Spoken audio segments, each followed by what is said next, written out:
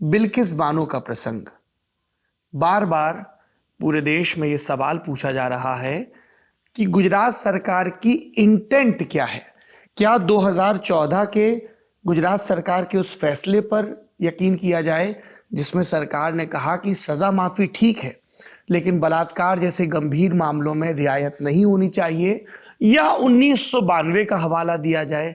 CBI का SP, केंद्र सरकार, अमित शाह गृह मंत्री उनके अंडर में आते हैं, उन्होंने खिलाफ संस्तुति दी।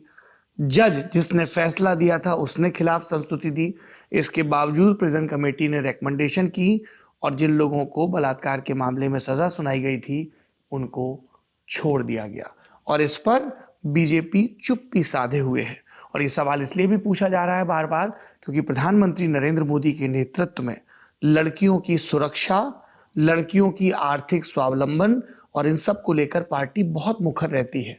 तो पार्टी ये क्यों नहीं मान लेती कि बिल्किस बानो के मामले में ये वैधानिक प्रक्रियाएं, कानूनी दांवपेच, इन सब का हवाला देकर जो कहा जा रहा है वो स्पिरिट ऑफ लॉ के खिलाफ है। वो जो सजा हुई थी वो किसने दिया था? कोर्ट ने दिया था। तो कोर्ट की वो जो बात आपको मंजूर है कि जो उसने सजा दी थी जी, तो कोर्ट ने कोई अगर निर्णय किया है उसको क्यों नहीं मानते आप? निर्णय तो कमेटी ने किया है रिकमेंडेशंस में। कमेटी के बाद अभी जिसमें तो कोर्ट में भाजपा है। के विधायक, भाजपा के ठीक है ना, कार्यकर्ता, और उसके बाद अभी तो कोर्ट में है। हाँ, अभी सुप्रीम कोर्ट में मामला सुप्रीम चल कोर्ट रहा में है। है। 29 तो नवंबर को सुप्रीम अगली कोर्ट के तारीख ऊपर है। उसका जो भी निर्णय होगा जी, उसको वेट क्यों नहीं करते? ये जो बिल्किस बानो है, जी, वो बिल्किस बानो हो या कोई भी हो, बलात्कार की घटना नहीं होनी चाहिए। मैं उसके साथ बिल्कुल मेरी भी 3 बेटियां हैं। जी, दूसरी बात जो आप कहते हो कि मुखर कर गुजरात में हम महिलाओं के बारे में बात करते हैं, जितनी महिला गुजरात में सुरक्षित है उतनी कहीं भी नहीं है। वो आज भी मैं कह सकता हूँ। आज नवरात्र के टाइम में आप आइए, आपको रात को 1:30-2 बजे भी स्कूटर पे अकेली लड़की जाती मिलेगी। बिल्कुल दिखती है।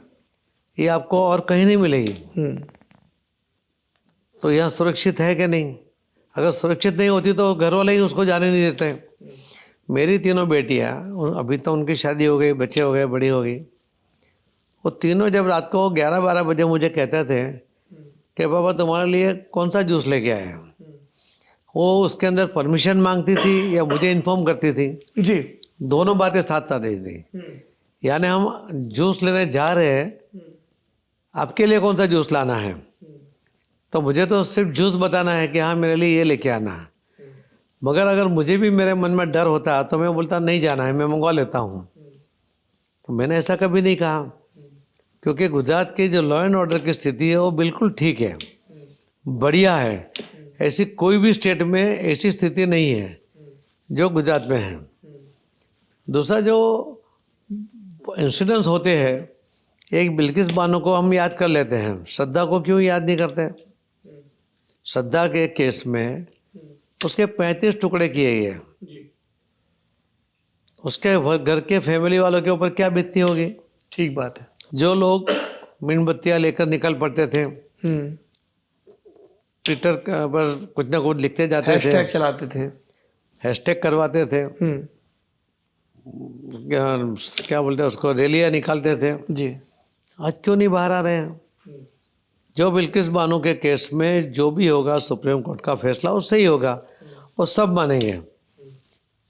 मगर वो बाकी इसमें तो वेट नहीं करते थे कोर्ट की, उसके निर्णय की। यहाँ उन्होंने क्यों चुप्पी साधी है? हमारे यहाँ जो दोगलेपन है ये इसी का कारण है। मैं ऐसा मानता हूँ कि हर मनुष्य को जीने का अधिकार है, सुरक्षित जीने का अधिकार है, और सुरक्षित रखने का जो कर्तव्य है वो सरकार का है।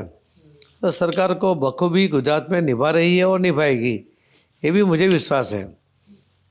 तो एक बात को लेकर एक अलग ये होता है और दूसरी बात को लेकर दूसरी तरह चलता है। आपको लग रहा है कि इसे एक प्रसंग पर विपक्षी पार्टियां अपना नैरेटिव गढ़ने की कोशिश कर रही हैं? असल में कुछ नहीं है ऐसा।